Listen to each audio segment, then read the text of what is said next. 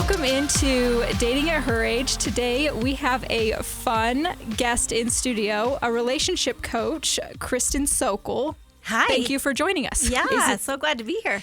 How long have you been doing this, Kristin? Like forever. Like almost 20 years.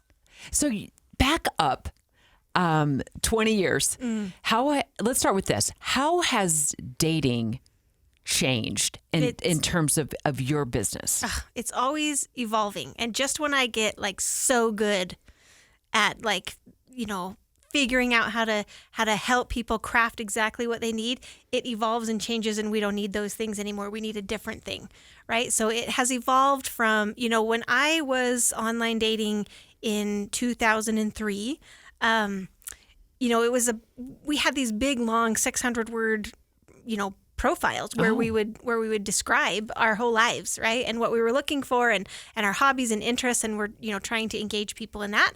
And photos were also kind of a thing, but, in 2003, who had a digital photos?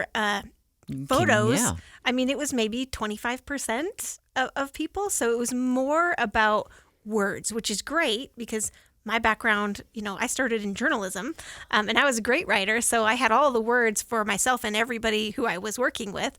But then it changed, and digital cameras are everywhere. They're everywhere. So Right. Dating has really shifted to be more about the photos and, a little bit descriptive, right? Their words still have a role, but I would say it's like 10% versus 90%. So that is like the primary way that dating online, and we wouldn't even say online dating anymore. That's an outdated term. We would say dating apps, right? Because, nobody dates on their laptops. That's how we used to. You might have just explained why the shift that you noticed is why I don't love dating apps and online dating is because it's all based off of appearance and that shallow swipe. That is just like a quick instinct. And I think you just, because I don't know, I feel like maybe I would like to read a longer story about someone. I'm not sure, but that stood out to me. I definitely would. And I'd like to get into that more with you in just a few minutes. Let's. But because I want your best tips to share with our Dating at Her Age listeners. I'm like, what we can do to better our profile, maybe take ourselves out of the dating game and into a relationship. So if I come to you as a dating coach and I say, I want to hire you. Yeah. What do I get in return for paying you to help me date? So I'll describe my process, and I think it's going to be different. Like different dating coaches likely have different things that they focus on. I've been doing this a long time now, and I've learned a lot from other colleagues and from trial and error and what works and what doesn't. And so when somebody hires me, typically I'll take a client for about 10 sessions. That's where we start. So I generally don't work with people for fewer than 10 sessions because that's what I know. That's how many sessions it takes for them to be able to approach dating differently than they were before, more confidently, right? Or with more skills and techniques and strategies. So 10 sessions is where we start. I have, 3 different phases that we will work through. This is general, but, my coaching is one-on-one. So people come at different phases and need different things. So, sometimes we omit certain things and add other things in, but I'll describe the typical process is 3 phases. The first phase is all about, first building a desire for the future, helping me get a picture of what they are looking for. And I'm trying to back channel helping them get their own picture. Most clients who are frustrated enough to hire a dating coach have had really bad experiences. I have a lot of evidence that dating doesn't work or that it's a futile exercise. And so they're not thinking about things that they want in terms of ideal. And so that's step 1 is let's think about your future and yourself in the future. And if you got what you wanted, what would it be? What would it look like? What would, on a very granular level, what would life be like for you? And so that's kind of where I like to start. And I find that helps my clients shift out of the grumble that they have with good reason, but to change the perspective and look for what is wanted. Right? That helps them immensely. Because if we start focusing on things that we want, guess what? we start noticing that there actually are some facets, some avenues. Yes, I love that we have missed because we have been so rightly grumbly about the whole situation, right? So that helps them, but it also helps me. Later on, we're going to start building strategies, and I got to know what they want, right? I got to know who we're targeting and what assets we might need to help them attract that person into their life, right? So we start with the desire. When we start poking around in desire, it feels really refreshing. And then I find that at the next session, my client comes back to the session, and their brain has suggested all the reasons why this isn't going to work, and could lead to embarrassment. It could lead to rejection. It's safer for them to not try. It's safer for them to stay in their comfort zone. So as soon as we start pushing around and messing with the status quo, right, with the homeostasis of our current life situation, your brain, as a safety protocol, starts saying you should really think about whether or not you want to change this, because risk is involved, right? I want to ask you this. Is that why I feel when I get on a dating app and I start either getting rejected, or maybe I'm talking with a man on the other end who I think it's not going to go?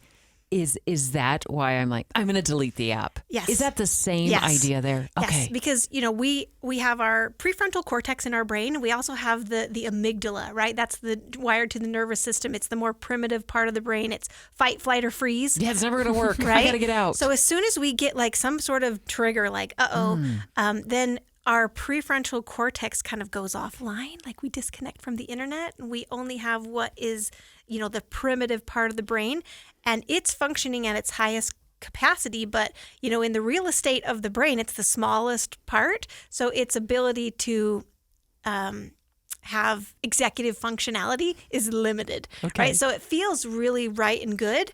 But it's because we're only thinking with the smallest part of our brain. I get it now. Right? Thank you. Yeah, you're welcome. So there's some brain biology involved for sure. So I'm just like fascinated listening to you talk about that. So I guess, how do you, when you get to that point, because I can relate to that, it's like once you start getting real about taking this action and doing that, it can be very scary, and you kind of shut off. What's the next step there? How do you get past that? So typically our, combined with that, let's build desire for what is wanted, is sort of a refresher. I mean, I'm not a brain scientist or anything, but I try and give my clients a little bit of a refresher course of how to manage and supervise the thoughts in your brain. Because we all come with this inner critic, right? Who is whispering things that are negative and that are scary, and that there's a reason for that. Like, we do need that, but those inner critics do tend to get greedy and out of control and start trying to drive the bus instead of just be a passenger in the back 2/3. And so we have to, I usually have some sort of training with a client where we help them get better at acknowledging that the thoughts are happening and being aware that they're happening, but being aware that they're thoughts, not necessarily, this isn't the gospel truth. This isn't the only perspective that we could listen to. And so we got to get better at making decisions and supervising and assessing that risk instead of just assuming that this is the right thing to do and I can go no further, right? Because there's a risk, and so I have to quit, right? I have to shut this down. Yeah, so that's like the first phase is building desire, and then becoming a better mindset manager. And that's sort of the foundation for everything else that we're going to do. Has to kind of go through that filter of us having those skills to do that, because putting yourself out there is a vulnerable, risky thing to do, but there's a reward. And depending on what your motivation is, it may be worth the risk, right? And I'll be the first to say, marriage isn't for everybody. We don't all have to get married. We don't all want to be married, right? Maybe we're just expanding our social network, and that's the end of our goals, is just to have a better, more fulfilling social network. I'm happy to help clients do whatever their goals are, right? And we do discover that in that first phase. So thinking back to a very important coach that I had in my high school days, I know it's a long time ago. I had a tennis coach, a one-on-one tennis coach who would work with me because I love tennis, and I played on the tennis team and I played in tournaments. And he improved my skills. He improved my serve, tweaking things here and there. So what I'm wondering in your world if I came to you and I said, I am really horrible at first date conversations, or the flip side of that is the minute I don't get asked actually I should say the first 45 minutes when I'm not asked any questions by the man I'm with about my life, I shut down. Are these kind of the skills that you would teach to like perfect, like my tennis coach did my serve, perfect my skills on a first and a second and third date? Yes, absolutely. I love it. So once we've been through that first phase, the second phase tends to be a little bit more knowledge gap filling. I call this the relationship dynamic phase. So I want my clients to have a good overview of what's going to happen from date one until we're getting married tomorrow, right? There's a whole process and there are phases that we will go through, and there are specific tasks that are associated in each one of those phases. So when people understand that, they're typically a little more patient in that beginning phase, what you're talking about. I love that. So that's sort of the middle phase. And what you're asking is about the last phase that I typically do with clients is very tactical, right? It's very building strategies, and it's first acknowledging that, gosh, if somebody's on a date with Debbie Dujanovic, it might trigger them. Like they might be like, I don't want to blow this. And so they don't have access to their executive function. They're nervous too. And if they're like gregarious. Like I am. Right. And so we want to be a little bit more patient, and we want to try and build connections that will build some familiarity. And then we both start feeling at ease. And then those questions do come out. Right. So there's an assumption from going on too many dates, right? Too many first dates. Mm-hmm. And this is a tactical problem I like to fix with my clients is we want to treat first dates a little bit more sacredly than maybe you are, because if you have first date exhaustion, then you are going into every first date thinking this is going to go nowhere. How long before this ends? But you're worn down is the right? deal. Because you're worn down. That. So we've got to, what's the word I'm looking for? Vet our dating prospects a little bit better in order for them to be worthy of some in-person time, right? And there's some things that I help clients with to help them improve their vetting process, so that when they are on a first date, first of all, it's not happening as frequently, so they're less exhausted and they're much more curious. Right? So even if the date doesn't go well because maybe your date isn't practicing great strategy as far as how many first dates we're going on, you have some skills to, if it is possible, and it's not always, but if it's possible to, bring the tension down, put your date at ease and steer him, right? Where maybe you've been talking the whole time. This is a line that I give all the time to my clients of, well, gosh, you have let me talk and share, and I would love to return the favor. What would you like to know about me? Right? Where you're just giving him like a life preserver, saying, I have talked enough. It's your turn to be curious about me. I'll wait. Right? But we're going to do that in a sweet and in an adorable, fun way, or whatever is your personality. So repeat that line again. Yeah. Like, oh, you've done such a good job letting me talk about myself. I would love to return the favor. What do you want to know about me? That's I'm a great line. writing that down. Because I don't know if I've talked. I need a pen. I love that, Caitlyn. What would you like to know about me? But it's I'm not sure if I phrased that right. Yeah. No, but it's very kind-hearted, and it takes away the gotcha feeling of like he didn't or she didn't ask me any questions, and that's it. I'm not gonna. Yes. I love that. Because I went on a date, like it was a couple years ago, but just where I felt like I was the only one asking questions. Yeah. And I give people the benefit of the doubt. It might have just been nervousness, social awkwardness, just kind of not knowing how to take the conversation. Because I do just feel like most people, that's how it is. But I wish I would have asked that question. Yeah. What do you want to know about me? I don't know. Yeah, because you've it was been so generous to let me ask all these questions. I would, feel free to take your turn. Yeah. What would you like to know about me? Great to know. I've also been told that I'm intimidating.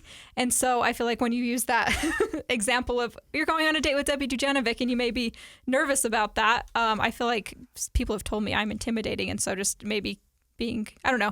How do you be less friendly, intimidating? I guess, in person. Yeah, and I'll speak to that. I'll give you a great, piece of wisdom from Brene Brown. Of course, we all love Brene Brown, right? So one of my favorite Brene-isms is she says, we compete in our strengths, but we connect through our vulnerabilities. So if you are, a woman in media, and I guess that can be an intimidating job depending on who your dating partner is.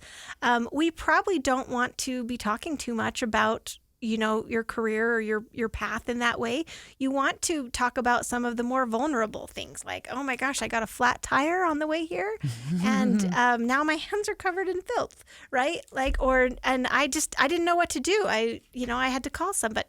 We want to bring it Soften down. it. Yeah, and not that we need to dumb ourselves down as women. That's not what I'm saying. But we want to connect on more of a vulnerable level. Otherwise, like if you when we're getting a job, we're like flexing our muscles, right? But if you flex your muscles on a date, like your date doesn't want to hug you. And that's really what we're doing, is we're trying to get to a close and personal space. I'm hearing, and you say vulnerable, I'm also feeling like being more relatable, like walking in, sitting down for a first date and talking about going live on the 10 o'clock news, or, being at a governor's press conference, or whatever the case may be, right, is not relatable. He doesn't have a film, Absolutely unless he's not. in media too, well, right? yeah. Then he doesn't really have a lot to pull from. That's rare. And that's, most of the men I've gone out with on first or second dates are not in media. Right. As I'm not involved in their profession, but maybe Sure. I have more exposure because I've been a reporter for so long to Sure. maybe their professions. Yeah, in you a have way. a big worldview. So recognizing that I should come in with stories that may have nothing to do with. Are going to the be first relatable. interview I ever did in my entire media career was with Jose Canseco. You ever heard that name? Yeah, ever heard of him? Yeah. That's maybe the sixth date down the road. Right. Yeah. I can let him know I'm a big think about baseball yourself. fan. You're flexing your muscles, Yeah. and he's like, she might Spot be stronger on. than me. Yeah. She might think I'm a wimp. Yeah. Well, and I think that there's is there a line of how vulnerable you want to be on maybe a first date? Like, you don't want to trauma dump, or maybe you do. I'm the first type of person who might do that on accident and be like, oh, sorry. So, no, I think so. Sort of the methodology I talk about with clients is we want to be reciprocal with the vulnerability. That's going to prohibit you from being the only one who's oversharing. Also, we have to be smart about what we're sharing. It's better if we can do it in a paced manner. A lot of times, I'll have clients who will go on a first date and the connection will be deep and riveting, and they will get really personal with some of the things that they've shared, and then they'll never hear from them again. And what happens is it's like a vulnerability hangover where he or she, whoever it is feeling overexposed and like, I can't believe I said that much and I don't want to deal with that. And so I'm going to ghost this person because I'm overexposed and I don't know what to do and I don't know where to go from here. Right. So as a strategy, we want to hold back, even if the invitation is there. We want to hold back some and, have a matching level of vulnerability. And we want to be able to sustain that over 2, 3, 4, 5, 6, 7, 8, 9 weeks, right? That's how a relationship that is steady and progressing will move forward. Otherwise, you might have a flash in the pan, right? Where we connect on a really deep level and we are together for 3 dates or 3 weeks, and then it really fizzles after that. And it's oftentimes just an overexposure level. One or both partners doesn't know where to go from there. And so it ends. So I'm hearing you say, let me know if I'm right, reveal the details about your life in very snackable bites. Yeah. Don't serve up an entire platter full of a life of, of everything that's gone on in your life. Well, think about it like this. I'm a food person, and one of my favorite things is queso. Can you guys relate? I love it. Do you love queso? And yes, I love it. when you go to the restaurant, you order a serving and it's just enough to satisfy your palate, and you usually wish you had more. But if they came and put a 5-gallon bucket of queso in front of you, it would be way less appealing. You get a bellyache. Yeah, I mean, it would make you sick if you ate as much of that queso as was available. It would make you sick, and you would have and just the quantity matters, right? Like the law of supply and demand. Especially in the beginning, not that we want to play games, but we have to have a limited supply. Otherwise, it doesn't have the same kind of value. And you want to save a little bit of mystery too. If you're talking first date only, I would say leave some for the next interaction. Leave them kind of wanting a little bit more, but not too, and not too much. But and what you're talking about is leaving some mystery. One of the things that makes us alluring or attractive is when we have had a couple of dates with somebody and we think we really got to know them, and then they show us that they have this whole other side that we just didn't even know was there. That makes somebody very captivating. That's a warming and charming side. Yeah, right? yeah. Hopefully not the ones we're talking about. I have a client, and I had worked with him for 6 or 7 weeks, and I felt like I understood him really well. And then he told me that he also kind of moonlighted part-time on weekends in law enforcement. And I was like, what?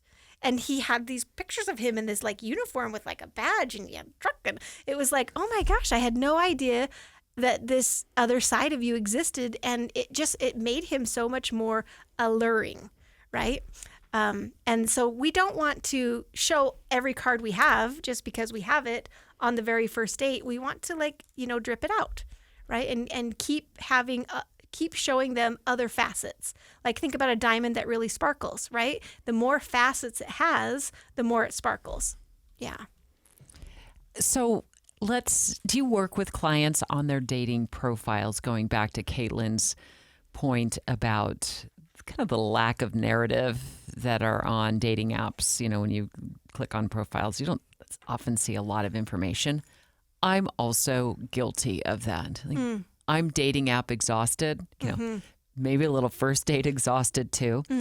So I tend to lack, I don't use my writing skills, and actually I probably could do a pretty good job. Probably could. Yeah. You actually put my writing skills to use for my dating app profiles. Do you advise clients, and what are just some, I don't want you to give away all of your secret ingredients, but just a couple of maybe a top tip or two that you could share. Yeah. So I want you to look at your profiles in 3 parts. There's 3 parts to every profile, right? There's the photos, right? That's what we're all primarily thinking of. There's the demographic question that, how tall are you, your ethnicity, body type, those kinds of things, age, those things. And then there are the words, the descriptive words that we use, which now are mostly which question prompts we are selecting from the list, and how we're answering those, right? So it's the written content. And all 3 of those things has an important role, right? And the role is to get you a connection or to get you into a conversation with somebody that you want to be in a conversation with, right? So it's to your advantage to, first of all, I'll say with the demographic questions, to answer them in such a way that you are getting yourself screened in to whatever their search parameter is, right? So, don't shoot the messenger here. I'm not saying that any of this is right or good, but what's typically done for men, as you know, what do they do with their demographic questions? Do you know what I'm going to say? I don't know. What are you going to say? It's about their height. Yeah. What do they do? They embellish their height by about 2 inches, right? And women tend to embellish their height in the opposite. We want to be shorter. Yeah, we want to be shorter. Yeah, I'm 5'8.5". I've always been okay with that, but I never wanted to lie about that. But I could see how men do it. I've walked into dates and they're like, "You're tall." Right. I put it on my profile. I think it's 5'8" is what I put on, but yeah, I actually we'll get back to that. But I had a friend who just told me she went on a date from a date from someone with a dating app who said was 5'8", and he was shorter than her, and she's about 5'6", 5'7". And that just reminded me that it makes me sad that men think to do that, though. But they must do it. Yeah. And I'm not saying it's right or wrong, but they must do it, especially if they're short, because otherwise they will get 0 dates, right? So what the goal is. Again, I'm not condoning this. I'm not telling people that they should do it, but it's often a necessity because women are very finicky about height, and they want the taller the better. But the goal is to get out on the date or get into the conversation, and then you have an opportunity to see the whole circus at once, right? Where oftentimes we're making a decision based on 5'6" is too short for me, but not if he is so charismatic and he's masculine and he makes me feel feminine. Like, that's the goal. And he's engaging with me. And he's engaging and we're having good conversation. Then she might be more forgiving of the fact that I'm not as tall as I, embellished myself to be.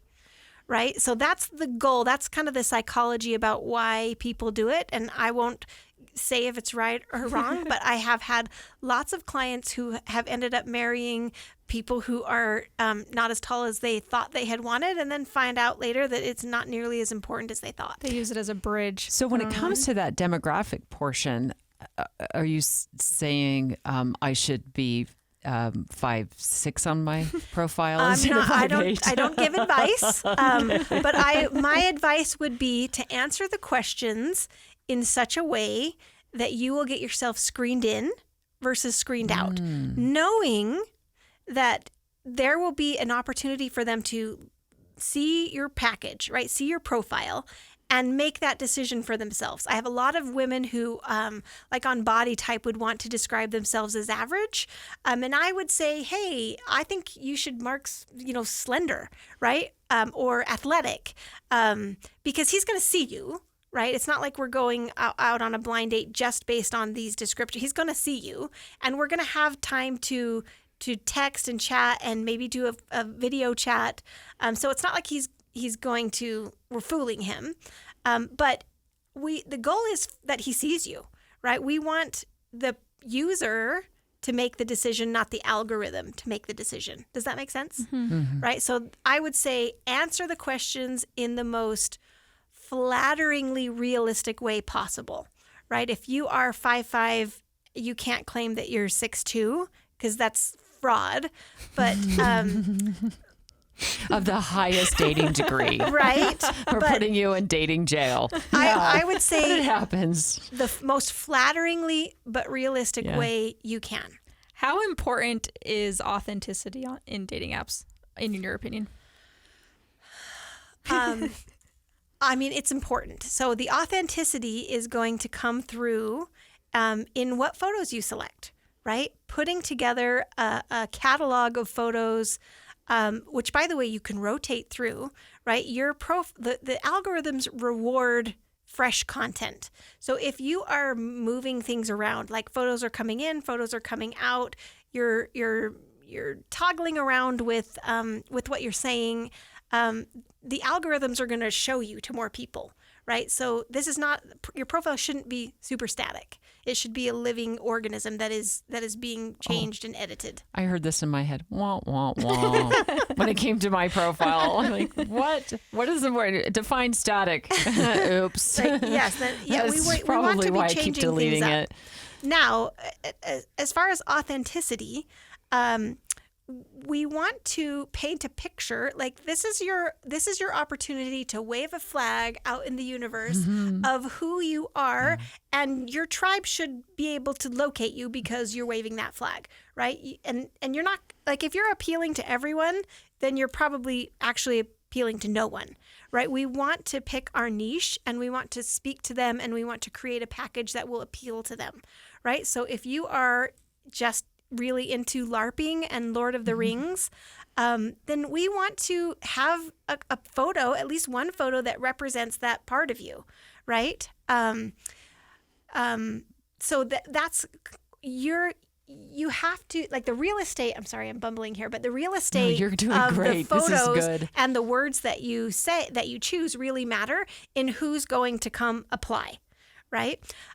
So I love to hike, and I do a lot of hiking. Sometimes I play that up on my profiles, and other times I don't. But ultimately, it's important that I date somebody who's outdoorsy. And look, do I want to go hike? Like, I don't know. Can you hike the Alps? Do I want to hike the Alps? Probably not. But I would like to be able to go, live in Utah, beautiful scenery. Yeah. I've been hiking in other states. So should I, for example, play that up more? I definitely would, if that's a big part of who you are. And that's also if that's the type of person that you want to be dating, that you want to maybe go on a hike with a partner. I would probably recommend you having a hiking photo, right? So you're going to have somewhere in the neighborhood of 4 to 6 photos, maybe 1 or 2 photos of you hiking. Again, this is we're looking to score a date here. So this is not your opportunity to show a picture of the last leg of your rim-to-rim Grand Canyon hike, and you've been through 110 degree temperature and you're sweating and your face is red. Like, don't show that trophy, because that's not sexy, right? I want you to do your hair and makeup and get a new hiking outfit that makes you feel so cute, and go out with a girlfriend and take a hiking picture at sunset, right? With perfect, good, glowy light. That's your hiking photo, right? And then I was want running you to, from a bear once in the Tetons. Probably not that. Not that one, but that is definitely a story I would tell. Maybe on the 7th date. No, not even. I would use that. I would absolutely use that on a dating question, right? Where ask me about the time I ran from a bear. Okay, I shouldn't have run. By the way, that's a no. FYI, I don't advise that. Wow, this is such great information. Yeah. So if you say, "Ask me about the time I ran from a bear," then interested, like-minded people are going to be like, "Oh, I've been to the Tetons and I saw a bear. Tell me about your experience." Okay. Right? He's going to have something to say. You've invited him to ask you about something, right? And you're much more likely to end up chatting with people who you actually want to be talking to than if you are very vague. Right? So helpful. Yeah. And actually makes me feel excited to go rebuild my profile. I might go so do glad. that after this, to just investigate where things are at on mine, because it's very static. Is there, I don't know if this is the right way I'm phrasing this, what's one thing that you see people do, quote unquote, wrong on dating apps? Or is there anything that you see that's maybe you would guide them differently, that's specific, that you can think of? Thank you for giving me this platform. This is very important for me to share. Can we please stop talking about our deal breakers on our dating apps and on our first dates? What? This is not. If you say so, I will. This is not a place for us. Like a record scratch, like it just brings everything to a grounding halt. Nobody cares about what you don't want. Why would they? Why do you care about what you don't want? Why would that be the first thing that you're trying to engage and connect with another person on? Right? And I know the thought of like, oh, I don't want to waste my time with the wrong person. But what you're doing is you are Xing out a lot of opportunities that could get off the ground. I'll say it this way, like, there are issues that are problems for people. Like, for example, my husband and I, when we first started interacting online, he lived in California, I lived in Ogden. And you better believe, like, I didn't want to date long distance. I said to my girlfriend, who created my profile for me against my will, that I wouldn't. That was like the number one thing I wouldn't do, is talk to anybody out of state, right? But if I had let that deal breaker be my North Star, the last 20 years of my life, my children, our wonderful, lifestyle that just brings so much joy, would have been for naught. It never could have happened. You would have shut it down before it even got off the ground. Well, yeah, and we've kind of talked about that, like, in our first episode, like the people who put politics, like no Trumpers, no whatever, how we've talked about Biden that. Supporters, no Trumpers. We've talked about that. We don't like that episodes. because it seems very negative and shut off. So I could see how you're saying that. But what about something that we are going to be talking about is, I don't know if you want me to bring this up, but like not wanting to date someone with young kids. I don't know if you want me to go into that, but you can. Okay. I'll rephrase that so I don't have to edit that. Yeah, because we will be talking about that in an episode. So I've just, but Debbie, for example, has suggested she's not interested in doing that again, having young kids and dating someone. Is that something that would be appropriate? Well, thankfully, just so you know, so I don't get any F grades from you. I don't think that I put that in my profile. Yeah. But I do put in my profile as one of the things, like, what do you love doing? Enjoying taking my adult kids, on dinner, out to dinner or something like that. So I send a message in a sense that, if you have a 4 or 5 year old child, it's not where I'm at in my life, but I don't say no children. Children swipe left. I don't do that. That's harsh. I guess that's why I brought that up. But how do you? That's a great idea, though. Yeah. Like, how do you handle that? Yeah, and I still would say we're looking for people who we have a lot in common with, who we have connections and similar interests with. Yeah. I think it would be very reasonable for Debbie to go on a date with a man who had a 4 or 5 year old, and they might have a great hike, and it may not be a love connection, or she might decide that she wants to hike with him every Tuesday night, and they do that for 6 weeks, and he starts talking about funny things about his 5 year old, and maybe they meet, and there could be a scenario where she might change her mind. It might be the coolest 5 year old she's ever known. We don't know what's in store if we say no from the outpost, right? So I would tell you to focus on building connections, knowing that, of course we're looking for our one special partner, but you're the CEO of your own life, and you're probably have more than one position that you are hiring for, right? And even if he's got a 5 year old and it's not a love connection, he might still be a fun person to go down to have a soup pie with, right? And he gets a babysitter, and he's a real addition to the group that we're going with. I want to. For the record, I love 5 year olds. Okay. Yes. I was trying not to say children. I love my own kids. I loved raising kids. I loved everything about it. But it's such a powerful example of not letting problems be the North Star, especially if there's a good chance we have a lot in common, right? There's no reason that we couldn't go on one date with somebody that wasn't ideal. And I'm sure glad I did it. Right. I'm sure glad I returned that message and accepted the invitation, and it worked out. And there are lots of people who I've been out with, and there were problems and it didn't work out, but there are still close friends of mine. Right. So we are not merely hiring. If we are looking at our social life as only the means to an end, it's not going to be very satisfactory.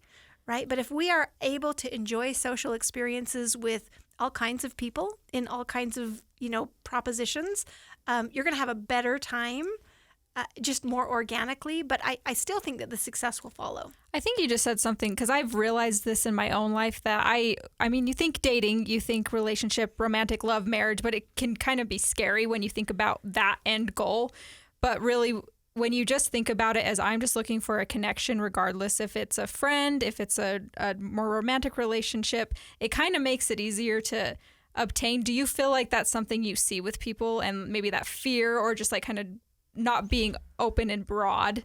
Openly open. I don't know what I'm trying to say with that question, but not being open. I think I do. And we put so much pressure on dating and ourselves and the opposite gender or same gender, whatever you're looking for, your dating pool. We put so much pressure there unnecessarily, and it's not very fun because of how much pressure we're feeling to do it, right? But if we can go into these spaces and be a bit more open-minded with the idea of expansion, right? I'm here to have a good time. I'm here to expand my social network. If something romantic happens, I'm open to that. I'm hoping for that. But I'm also hiring for some of these, other positions of people I could hang out with in groups and girlfriends or guy friends that, because I have a need for that. And when we go in with the idea of expansion, it puts our, amygdala at ease, and it allows us to be more who we are, which is charming and engaging. right? That's like the sexiest thing that you can do is put your anxiety to ease, right, to rest, so that you can be more who you are in those social settings. Take the pressure off of it. Yeah. What do you think about selfies? I have strong opinions about like what selfies. you don't like or what you recommend we get rid of on our dating apps. Go. Yes, I have strong opinions about selfies. Please share. And this might surprise you. I'm pro. Oh. I like a selfie. I think, in a package of 6 photos, probably one of them should be a casual selfie. On a day that your hair and makeup and looks just right, or you're wearing something, or you just killed it, or the light is really good, snap a selfie. But don't take a selfie just to have a selfie, right? The conditions must be right. Right. So, the best way to take a selfie is in front of a light source. So, I actually have on my blog, I think I have like a tutorial on how to take a really good selfie. But, stand 1 or 2 feet away from a window, like psycho close to a window, where you're getting good light on your face. And you want to hold the camera right about your eyebrow level, not too high and definitely not too low. We don't need double chin or nostril. But we want a good flattering angle and good light. And you can't beat like a magical selfie, right? It's an intimate look at who you are and what you really look like. And what we want our photos to do is to illustrate our face and our body and our life, right? And a selfie is a really good way, especially to illustrate what your face looks like. And so do you suggest like a closer up photo, maybe a full body shot? You've got to have a full body shot. I wanted to ask that too. Is that the one you drag your friend out somewhere and then they take 7,500 full body shots and then you this is a planned photo session. You can also Yes. coming from someone who takes pictures a lot, you can if you don't have a friend you can just set up on your windowsill with the light hitting you, turn on your self timer. It works great. That's what a tripod's for. Or a tripod, but if you don't have a tripod, I'd say so windowsill. not anti-selfie. What about anti-filter? Anti-filter. Yeah. You are anti-filter? The most filter I would use is a portrait setting on a phone. You might be getting a tiny bit of screen on that. But again, we want to illustrate what you actually look like in the most flattering light, but we don't want distortion to be part of the process. We want to show up to filters. the date looking as close as possible to our photos. And men do complain. I hear a lot of male complaints about the use and the misuse of filters. If you're using filters, they know, right? And they would assume that there is something to hide, right? So the best thing that you can do is the best filter is good, natural, diffused light. That's the best filter out there anyway. So use that to your advantage. Get into that light. Put an appointment on your on your calendar to get out into, in the golden hour so that you can take some of those shots and have some of those. Getting photography lessons here too. I like it. We need it all. And what about the narratives on what are your thoughts? You said you stop with the deal breakers, adding those. Are there any other parts of the narrative part of that you say, oh, stay away from that, or add this? Let me give you some really good tips and I'll start with the cautionary tale. I had a client, mid-50s woman, and she's divorced. She has grown kids, and she likes to spend her weekends on the lake, at the mountains, 4-wheeler, side by side, up the mountain. And so she's trying to attract like boys with toys, right? And the profile prompt question that she had chosen was, my favorite book is, and she answered Jane Austen, like some Jane Austen book. What's he going to say? What's the boy with toys that she's trying to get into a conversation with? What could he possibly have to say about her favorite Jane Austen Maybe he novel? hasn't read it, is what you're saying? He hasn't read it. He doesn't have anything to say about it, right? So think about who it is you're trying to engage and have a conversation with, and pick a prompt that lets you tell a story or share something about you that's going to appeal to him, right? So, better for her to say something like I spent last Saturday on Pine View Reservoir and I got a screaming sunburn. Do you have any sunburn remedies? right? And you see, I'm like kind of throwing out and asking a question there too, to make it easy for him to feel like he has permission to reach out and giving him something to reach out about. And we did this earlier with like, ask me about the time I got chased by a bear at Teton Park, right? Right. Because if you haven't been chased by a bear, maybe you've been chased by another animal. You can just, it's a fun way to start the conversation, even though in the moment I was scared for my life. But yes. Right. Yeah, we can have fun travel. with it now. Like I'm headed to Italy this summer. If you've been, I would love your travel tips. Nice. Travel. I would love your travel tips. Yeah. Right. And now anybody, many people have been to Italy or want to go to Italy and say, ooh, you'll have to let me know how it was, right? They might have something to say about that. But I'm trying to appeal to people who like to hike or who like to travel or who like, FanX, right? Yeah. Or who like Marvel. Yeah, something specific that's a very important interest of yours. I like that. And what do you think of audio messages or the audio prompts? I like them. I think they're very illustrative. I like them too. I like video clips too. I mean, the more we can tell our story, the better. But if you're going to make a video prompt or an audio prompt or a video prompt, we have to manage the background noise. We have to manage the light and angles. All this comes into play. Right, where we don't want to have it. We don't want to do it in our bathroom where it sounds really tinny, like we're in our bathroom, right? Or it sounds like you're. So we want to just kind of manage all those things because they can be a good thing, but they're a two-edged sword. So I've done a lot of voice work in my life, and I had to do quite a bit during COVID. And of course, that created all kinds of unique challenges, right? And my boss here at KSL News Radio would send me copy scripts at home. Well, a lot of my home was tiled, and there was really nowhere to go. So great places to record audio prompts for me is if you have a closet that is carpeted and full of clothes. Yeah. And shut the door. Make sure the dog's not barking. Right. Which is tricky because I had a dog who liked to bark. But usually I would record during my dog's naps. Yeah. And then I would tell my children, even though they're full grown, hey, don't come over and ring the doorbell for the next 30 minutes to come in and see what I've got in the refrigerator, know, because I'm in a pseudo recording session. So I haven't been able to give much advice. You've been giving all the advice, but that works. And I'd also say with video as well, I think, just having done video and you've been in media and Caitlyn's in media and she does a lot of video. I always felt like, even though I've been on camera for most of my career, it's like I always feel like those moments really have to help tell a story, because when I'm looking at some of the videos that men put on their profiles, I'm like, none of this is making sense to me, So whatever that is, like maybe it's me hiking if I'm really playing that up in my profile by way of example. Yes. Right. So it has to appeal to the person who you want to be talking to from the app.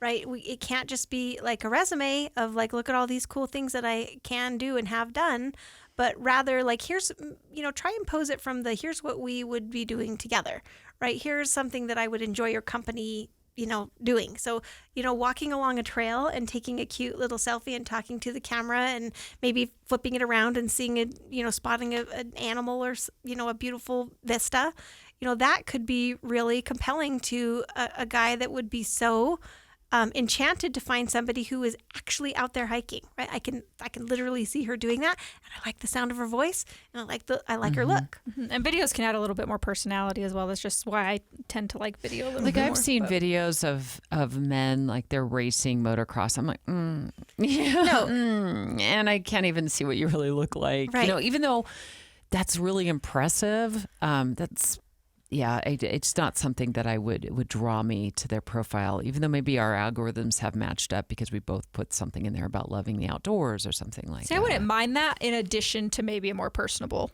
Yeah, as part of a total package, it speaks to his masculinity, and there are a lot of women out there who are very attracted to, a lot of that masculine energy. I should push the recommend to a friend button on that. Yes. But this is bringing this together for me, because dating app profiles have been a mystery for me. They're a mystery to my friends. They're a mystery to men that I know who use dating apps, and the best ways to use them to, take advantage of the reason that we're on the app, which is to meet somebody. Right. Can I ask you a question off of the dating apps? So Please. Something that I've talked about We did a whole episode on meeting people in the wild. I don't love the dating apps because of reasons I've explained. They're a little they seem forced to me, but you're making it sound way more fun. So maybe I'm changing my perspective. But do you feel like we've lost the ability, maybe it's my generation, I'm 29, to connect with people in person, number one? And also, what would be your main piece of advice on meeting somebody in the wild? Like just at a coffee shop, for example. Like I get nervous and I freeze. I do the freeze mode. I'm like, I'm not talking to anybody. Yeah. So I'm glad you asked. My best dating app advice is to get off the apps and have a real life too. Like dating apps work so much better when they're not our primary source of social interaction. We put too much pressure on them, then they start to feel really taco and uncomfortable, and we want to blame them for everything. And maybe they deserve it, right? So it's to have a balanced approach where we are also being intentional, and that's the missing link. Is so much of what we do is on screens, right? Whether it's our computer or our phones, that it takes some intentionality to break that off and get out there, right?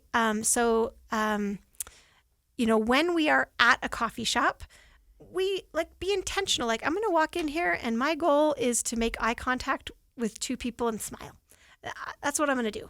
And I don't know what will happen, probably nothing, but I'm going to walk out of this coffee shop knowing that I did an intentional thing, and I'll feel very proud of it, right? Or I'm going to this conference, and there's going to be some people I know there and mostly people I don't know there. And so my goal, because I'm trying to be intentional, is to, instead of sitting in the back dark corner, away from and keeping to myself, I'm intentionally going to go sit in the middle row, right? Or I'm going to sit at the end of a row. There's a couple of empty chairs, and I'm going to say to the person, "Can I sit here?" Make a friend. And try to, And when they say yes, I'm going to say, "Oh, thank you so much. I'm Caitlyn, by the way, and you are." Yeah. And that's my whole goal, is just trying to be a little more personable in the situations that I'm already in, right? And we can do that by making, what I tell my clients is, goals that you can initiate yourself and you can maintain yourself, right? Like, I don't have to meet the love of my life at this conference or at this event, but I sure as heck can be sure that I am holding eye contact, that I'm smiling and holding eye contact for 2 seconds, because it's easier to look away. But if I hold eye contact and I smile, and then maybe I look away and I look back, he knows that smile is for him, right? Yeah. I feel like that's actually something we've stopped doing. Maybe not everybody, but we don't make eye contact. We don't. And we so try when and you're avoid that person that's different and you just give them like a smile and a look, you're going to stand out just by doing that. Not creepy. Don't stare at them with that. But yeah, I don't know. That's Do really you want me good to freak you perspective. out right now? Sure. The thing to do is wink at people. Oh no, I could never. I'm so scared of that. I'm just old enough I can start doing that. Yes. You know what I mean? I wink at almost in a everyone. reassuring kind of way. I'll be in my car making a right-hand turn. There's somebody standing at the corner. I look at them so I don't hit them, and I'll wink at them. Like, it's so second nature to me to wink, and it makes people feel seen. It makes them know that you notice them, which is very flattering. And, winking isn't for everybody. You're maybe aren't at a winking place, but a look and a smile, like we're riding the shuttle bus from the parking at the airport to the airport terminal. There's all kinds of people on there, and most of us are trying not to look at each other. Yeah. But if you are being a little bit more human and intentional about being human, you might flash a smile. And just be aware of your surroundings when you go somewhere, instead of, I'm very, like, depending on the day, I guess I'm very kind of in my head. And so and we have long days, that happens. But I think that something I've tried to do when I go into like a coffee shop or wherever I just want to sit down, I try to be aware of what's going on around me so I don't look like I'm huddling or anything like that. So what is your suggestion on when something is not working? And I'm not trying to use the coffee shop example here. Like, how many coffee shops have you gone to? I have other locations. I just like coffee shops. People in the wild. I'm going to use an example that I thought of when you were giving us that great advice. And I have been working out at a gym since I was 23 years old. I've had gym memberships my entire adult life, maybe not the first 5 years of my adult life. I go to the gym regularly. I've gone to all kinds of different gyms. I've never met somebody that I've gone on a date with that I can remember. Nobody at a gym. And for some reason, I thought when I joined Zumba classes a year and a half ago, this would be the solution. I was going to meet the man of my dreams. He's not showing up. And I will continue to work out. That's a big part of my life. But now I'm looking at other options. Like, well, that's not working for me, right? I mean, I've been divorced 8 years. I've gone to the gym hundreds and hundreds of times. That's not maybe really working for me. Now, it might one day, but wow, that'd be the first time in 35 years, you know? Yeah. So changing it up, adding something. If it like, I just drove by an area where I live, and I was like, oh, they're building a brand new like pickleball indoor thing. And yes, pickleball. So right, and I've actually seen social media videos where people are like, you got to go to pickleball, or go stand in Home Depot and meet me. But I have intentionally started to kind of get outside that thought process of, oh, the love of my life is going to be at the gym. And look for him in other places. Well, first of all, I'll say I don't think he's going to be at Zumba, but I think you're probably going to meet a lot of gal pals. That's been awesome. And guess what? Gal pals have brothers and brothers-in-law, and that's great. You know, coworkers that they might. So I again with this expansion, right? Think I'm of doing outside these the things box, yes. and I'm trying to be human and connective in terms of expansion. Of I need to know more people than I currently know, right? I need to be interacting and have casual and close and everything in between friendships.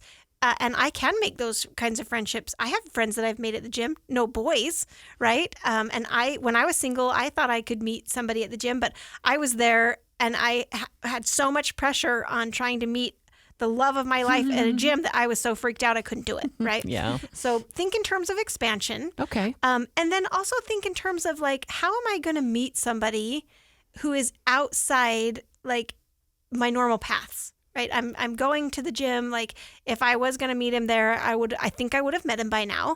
Right. So what are some things that I could do that I might enjoy, or at least be curious about and experiment with to find out if this could be a thing for me? So maybe I'm going to take a golf lesson, right? Maybe I don't know how to play pickleball. You know, I don't really know the rules, but there's all these indoor clubs opening and they have lessons and leagues, and maybe I'm going to join one of them and it's going to last for 8 to 12 weeks. And I don't know if I'll meet the love of my life there, but at least I will have something on my calendar, and at least I will be I have an expansion mindset, right? I have another client, one more thing. Go ahead. I have another client who signed up for a woodworking class.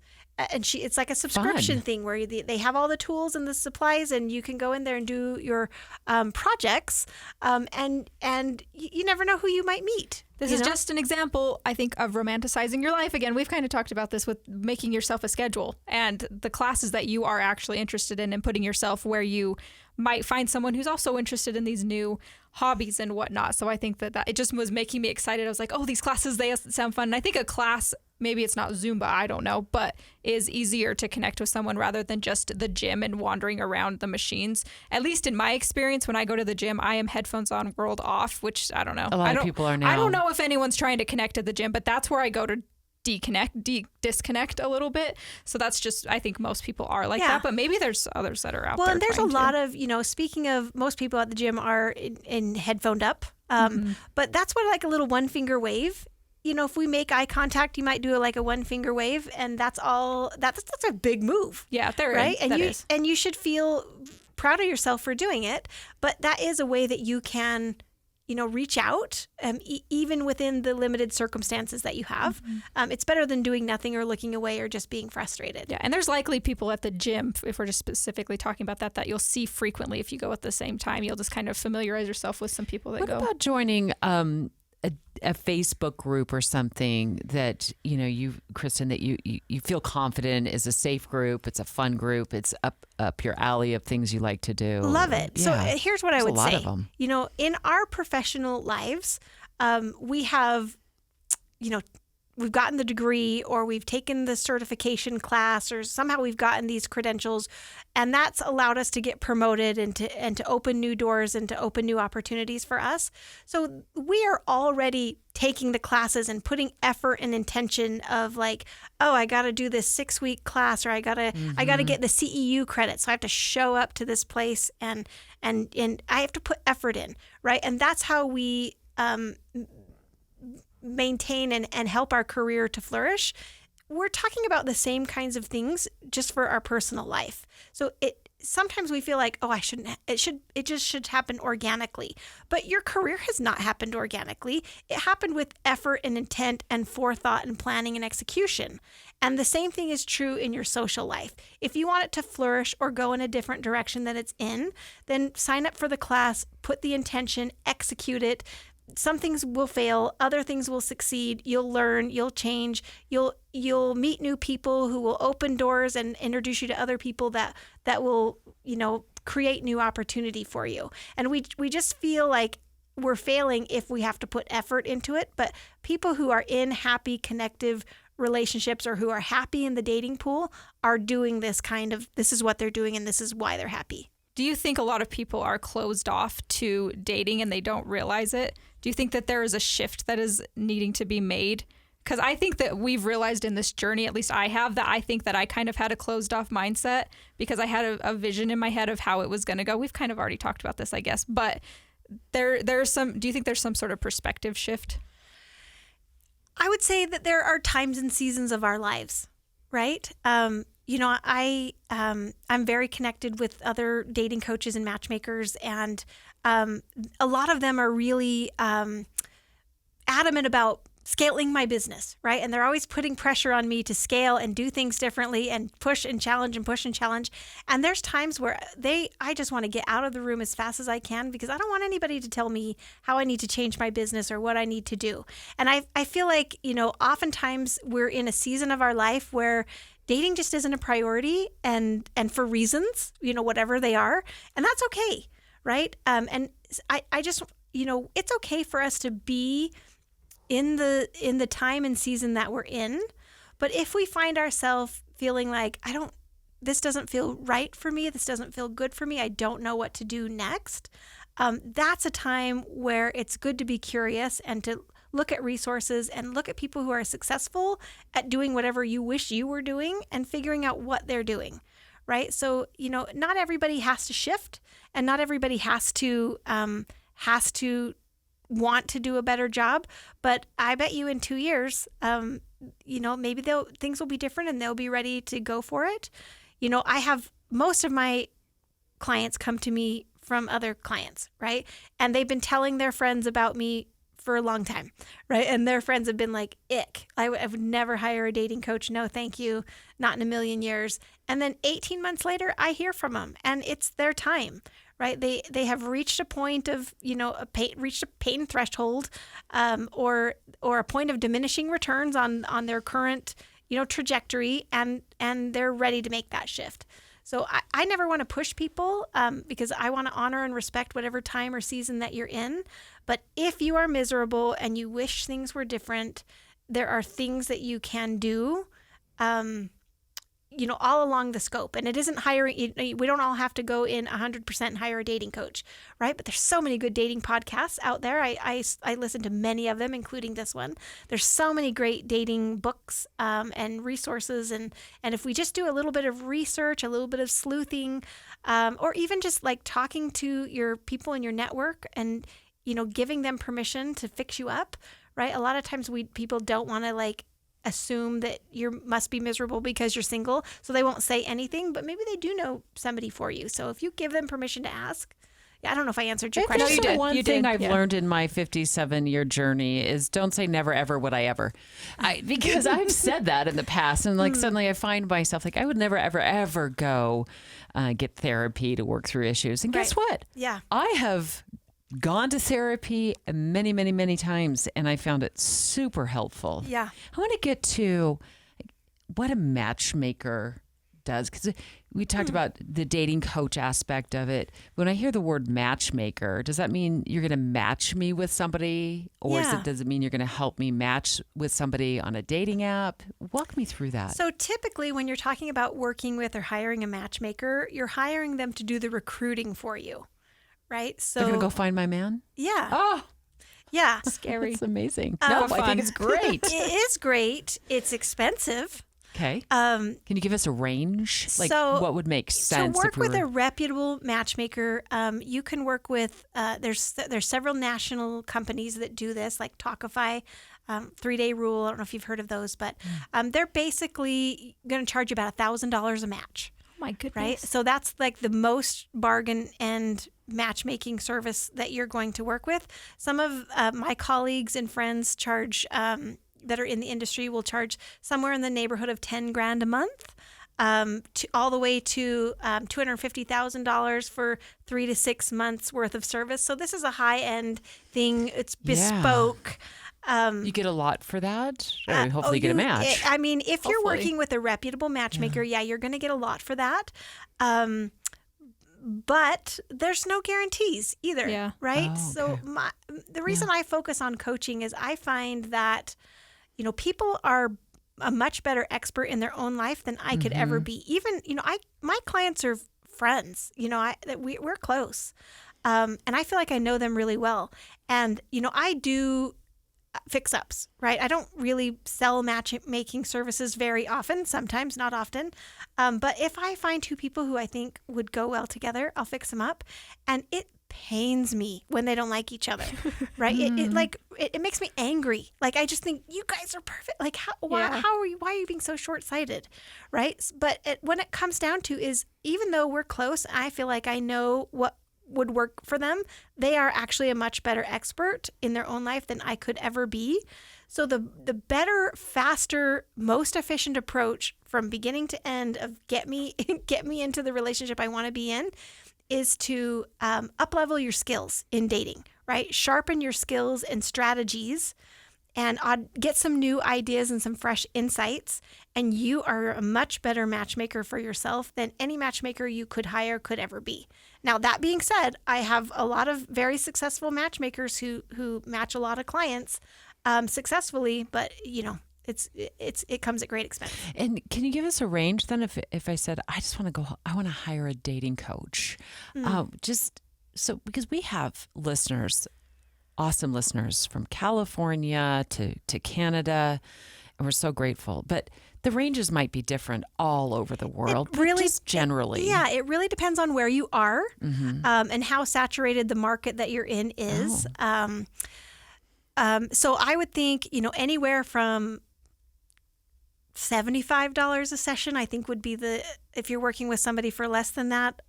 I don't know how much experience there can be red flags on the low end. On the low end. Could be too good to be true. Yeah, and up to $500 an hour. Okay. Yeah, per session. Yeah, per session. Yeah. So I mean, it is a bit cost prohibitive, but it's an investment. You've given us a ton of advice right now, so I mean, it is an investment. I can see that. I'm thinking right now about how much I've spent. I don't do it anymore lately with intention. I think I did one as an experiment where I paid for a dating app, and I'm trying to think it's not inexpensive. It's not that expensive. We per value month. what we sacrifice for, right? And so working with, part of my strategy with clients is my formula for success is to improve their belief, to give them better strategies, to support with accountability, and then wait until they have a lucky break, right? And these lucky breaks are happening more frequently when we are plugged in, right? When we are accountable and then the investment of paying for these services really makes people pay more attention, and they see that there are lucky breaks and windows and doors opening all the time that they just didn't notice before, but they are there. And you work with both men and women? I do. Is there anything specific that stands out that's different about the two? They're more alike than they are different. Really. And I surprise myself even hearing hearing me say that, but I follow pretty much the same like topics and curriculum, and very similar troubleshooting.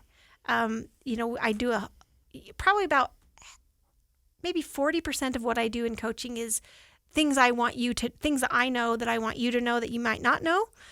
So curriculum, and 60% of it is just troubleshooting the situations that we're in. And there is rarely a situation I haven't troubleshooted with a client many times before. And I'm surprised at how similar the issues that both men and women face are, right? Getting women to ask questions. And women would say, what? It's men that are the ones that don't ask questions, but they are complaining about the same things. Just a people issue. Mm-hmm. Yeah, and responsiveness, speed in which we respond. Very similar. Well, I just want you to leave us with a final thought on this, and this is what I hear a lot of with complaints on both sides, men and women, when you talk about responsiveness. Response to a man's or a woman's text, if you're starting to see them, is timing and being responsive important? Yes. Not hours and hours. Treating and hours it later. like it's a priority, right? Okay. We don't want to like always be like, as soon as they message, we message back. Again, it's the supply and demand. We do want to have some air of like, we're hoping, like we're making them wonder a little bit. That can be alluring. But not the next day. I mean, maybe like the next, it depends. Like, yeah. And it depends on at what point you're in, right? If we have been chatting via a dating app, as of yet, you're a stranger from the internet. The best people have full lives.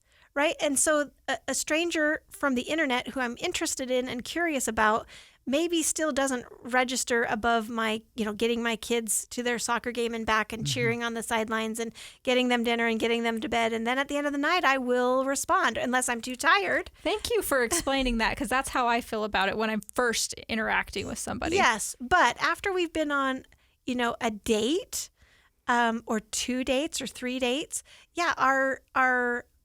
we're a little more beholden to be responsive, right? Because now we actually have a personal connection. We've shared some time. We're investing. And so we do want to give that a bit more priority, even if it's I saw this text. I'm just got a million things going on, but like, let's chat more tomorrow. Yeah. Boy, that was loud. Sorry. That's not hard. That's something that is not hard to say. Like, Yeah. hey, I saw this. I'll get back to you later today. Oh, I'm thinking about this. I'm thinking about you. I've got a million things going today. Let's talk more tonight. Yeah, I love that. That's great. Kristin, you told us earlier that you have a blog. I have a website, and can you share that with our listeners, Absolutely. So they can learn more? Sure. And is it filled with good advice? Here's the thing. I'm a lazy blogger. I have a website. It has what it has on it. I think I have maybe 9 or 10 blog posts. I'll take any advice. I should be putting it. Adding to it, but I tend to be quite busy with clients, and that's great. And guess what? I have a husband who is devoted to me, and I'm devoted to him, and we ski and we hike, and we have 2 teenage girls, and I should feed my blog more, but I don't. What is your URL? What's the website? Where it's KristinSokol.com. Okay, yeah, perfect. And Kristin with an I and a SOKOL. We'll link that. And then can I ask you one bonus question? I wish you would. What is your suggestion for the best icebreaker for a first date? First, what's the first question on a first date? Something like that. How do you start it? Something open-ended, right? Where we say, so what's making you happy lately? Right? Something, and if I could have some more time to workshop it, like what's the happiest you've been all month? Or what's the highlight of your month? I'm like, I don't know. Yeah, you don't know. I'm having fun right now. And that's the thing is we are, there have been, like, I'm sure if somebody asked me that question, I might sit and think about it for a minute, and then I would come and tell you about the, concert I attended with a friend in Vegas, and how we got upgrades to our seats that we weren't expecting. Yeah. Right. And that's a story. And now we're talking about something, and I'm lit up and I'm animated. And it's positive. It made you think about, have gratitude in your own life. I think that I'm reflecting as well. I saw a dog video this morning that made me happy. Oh my gosh. I am get so sucked into pet reels and cat reels and dog stories, and I like wander out 3 days later in a stupor, like the last 6 hours ago. Relatable though. Yeah. I love all of this, and I just wrote down open-ended questions. Yeah. It could just flourish into a really great conversation. Because you want tell me them about to the think. highlight of your month. Ask them something that they don't know that they might not know the answer to. I like it. I like it a lot. Wow. That would I create could keep synergy. asking you questions all day, but Kristen, we'll have so to have you come back. back. We'll have to have you Please. back. Will you please? I'd love to. I'm sure we have exhausted you, peppering you and interrogating This you. is a long podcast. Picking your brain. Went by fast. It Yeah. may be a record time Sorry, for it's dating so long, aid. everybody. Really though, Please, that's why I checked. anytime. We're thrilled. We are thrilled. No, I'm and happy so to come back. grateful. You know, I work via Zoom mostly, and so I'm usually only dressed from the waist up in nice clothes, and so getting out of the house and interacting with people in 3D is really fun for me. So I'm happy to come back anytime. Well, thank you then for gracing us with your presence and so please, much this of your is my time. honor. Dating can be a mystery for a lot of us. Yes. You've unraveled a lot of it today. You just gave me some hope too. Oh, some good. more excitement well, about I it. want to be your partner to support you. It is tedious. These experiences that you're having and the frustrations are real, and yet we can get through them. Well, many people have. Personally, I can't wait until this episode drops because I'm going to be the first one up at 4 o'clock in the morning when we drop it to listen to it again. Oh my gosh. Take you're too notes. I mean it. Thank you. Yeah. It's inspired me to feel better about dating, to approach it from a different angle, to think through how I'm looking at things. Like when I go to the gym, I'm not necessarily going to meet the man of my life. I might be meeting his sister. I might be meeting his Zumba sister. class. Right? Kristin Sokol, professional relationship coach, based right here in the great state of Utah. Yes, you have ma'am. clients around the country. Yeah. Have you had any of them get married? I've had 16 weddings this year. So this stuff really works. I'm good at what I do, and more than not, like people are smart and savvy and good, and they just need a little perspective shift. They need a little bit of hope. They need a few fresh strategies, and it really does work. 16. That's the drop the mic moment. Thanks for being a part of Dating at Her Age. Thank you.